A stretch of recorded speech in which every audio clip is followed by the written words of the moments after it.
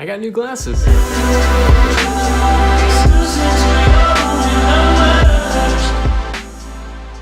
Last week just didn't go as planned. I was so bummed because I was really excited about that topic. I wanted to dive deeper into dimension and how that's going to be playing out this year, but there was a jackhammer outside my window. I couldn't focus at all. So before we jump into this week's topic, I did want to say one more thing about dimension. I feel like in last week's video, I made dimension sound literal, like the only way to accomplish dimension is by adding a third dimension, but that's just not the case. You can add dimension to the things that you create this year by adding another level of detail.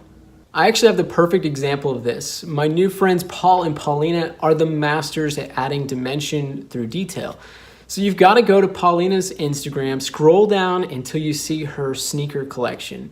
Your mind's going to be blown. Now on to topic number 3, design trends of 2019. The topic of discussion today is color. Back in August, I talked about how primary colors are merging forward, but now we have the intel to prove it. So let's look at some examples of ways that primary colors are taking over. Gap released this video in October of 2018. Apple released this video in December of 2018. The suitcase company Away released their new primary color collection earlier this month. And those are just the big companies. The boutique brands have been doing it for months even before them. So now that we have validation that this trend is real, it'd be a good idea to look back to somebody that was an expert in this color palette. There was an artist named Peter Mondrian, and I did a little bit of research on him this morning. He was a Dutch artist born in 1872. He created things like this. He limited himself to 3 primary colors and 3 primary values. So red, yellow, and blue, and white, black, and gray. And the things that he created were so revolutionary for the 20th century. Like he introduced the 20th century to abstract art. For the last year, I've been using his work as an inspiration for my work. And through that, I've found some of the most amazing modern day artists using his work in the most amazing ways. One of the most notable is Camila Walala.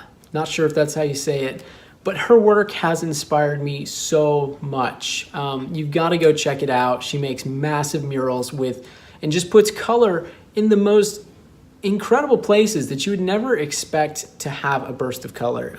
It's so refreshing, and I think it will help you as you transition into using more primary colors. Having her as a reference will be very helpful. I'd like to end this video with a challenge. This is something that I normally do by myself, but I thought I'd bring you in on it. I like to look at the industry leaders, designers, fashion designers, interior designers, photographers, videographers, whatever it may be, people that have been killing it over the last era. And I like to see how this new trend will affect them.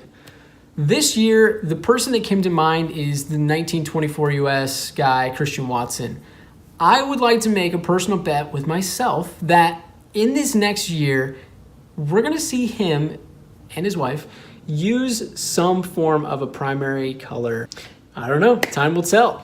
Anyways, it is a great time to jump into this trend. It's early enough that you'll get a lot of life out of the things you create with this color palette. So go out, find some primary and secondary colors, and please let me know how you choose to use them. I would be honored to see them come to life. Thanks so much for taking the time to listen and watch. I will see you next week for part 4 of Design Trends of 2019. I'm excited about that one. I hope you have an amazing week. See you next Tuesday.